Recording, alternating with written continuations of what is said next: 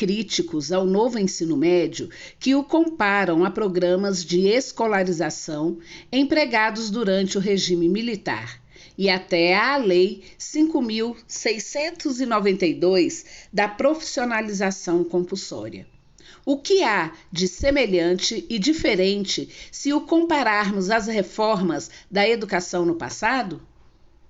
Como assinalei na segunda questão, uma das semelhanças é a dissimulação para manter a dualidade estrutural do ensino médio, mediante uma formação mais pragmática, tecnicista, desprovida dos fundos das ciências da natureza e das ciências sociais para os filhos da classe trabalhadora, cujo destino é o trabalho que lhes mandam fazer.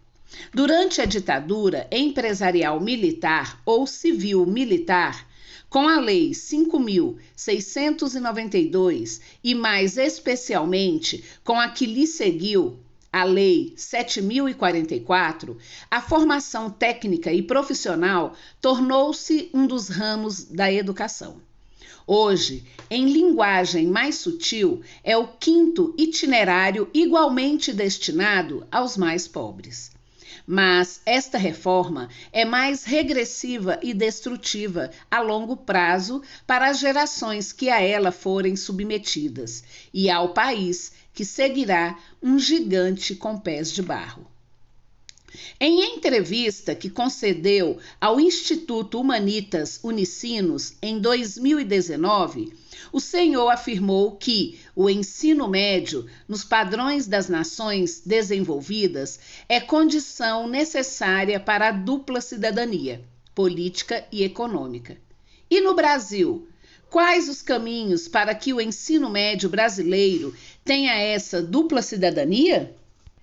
Não se constrói uma nação economicamente forte e socialmente democrática sem dar aos seus cidadãos as bases de conhecimento historicamente conseguidas pela humanidade.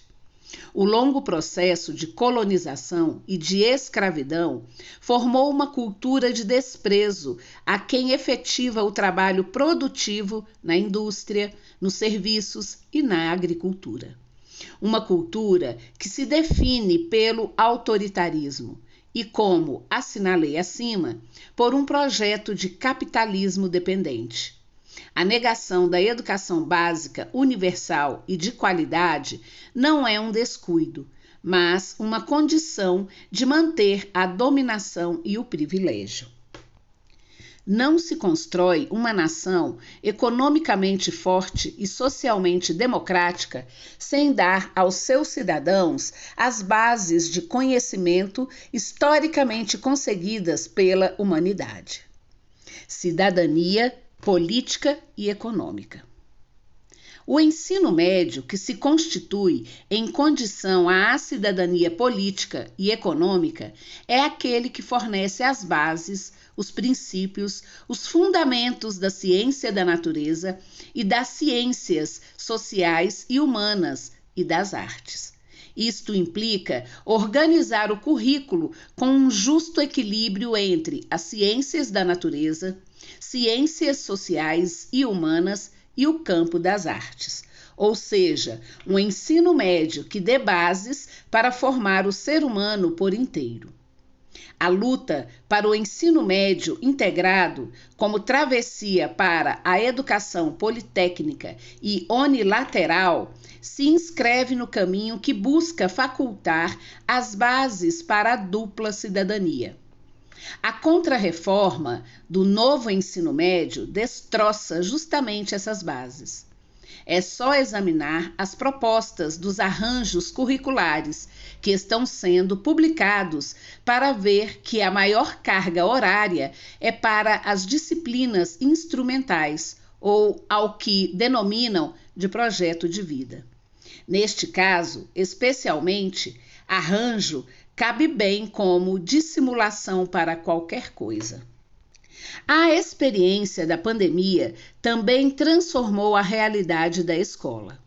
Mas que escola sai e que escola deveria sair dessa experiência?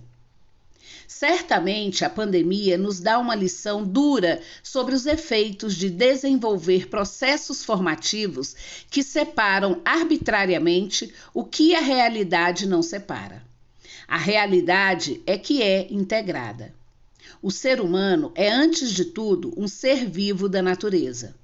Distingue-se pela capacidade de modificar as suas condições de vida, isto é, tem a capacidade de projetar, planejar e modificar o que faz. Mas ele não deixa de ser parte da natureza de onde retira sua vida, o alimento, o oxigênio, a luz, a água. Se, em suas decisões, ela se volta contra ele. As pandemias têm, nessas decisões que degradam a natureza e produzem a pobreza e desigualdade, a sua gênese. Tomo aqui uma reflexão do Prêmio Nobel de Medicina de 2001, Paul Nurse, que escreveu um pequeno livro para responder a leigos: o que é a vida? A vida na Terra pertence a um único ecossistema, imensamente interligado, que incorpora todos os seres vivos. Tal conexão fundamental vem não apenas da profunda interdependência, mas também do fato de que toda a vida é geneticamente relacionada por raízes evolutivas compartilhadas. Essa perspectiva de uma relação profunda e integrada é defendida há muito tempo pelos ecologistas. E, em uma entrevista à imprensa sobre o conteúdo do livro, complementa: seres vivos são marcados pela interação, e essa interação ajuda a entender o que é a vida. A interação entre indivíduos da mesma espécie, nesse sentido, pode bem ser uma metáfora. Estamos falando da sociobiologia, um campo que nos últimos 40 anos tem pensado a natureza biológica do ser humano, levando em consideração as relações humanas. E muitas das descobertas nesse sentido têm de fato múltiplas implicações. É fundamental indicar aqui que a visão de Nurse é claramente oposta às teses do determinismo biológico.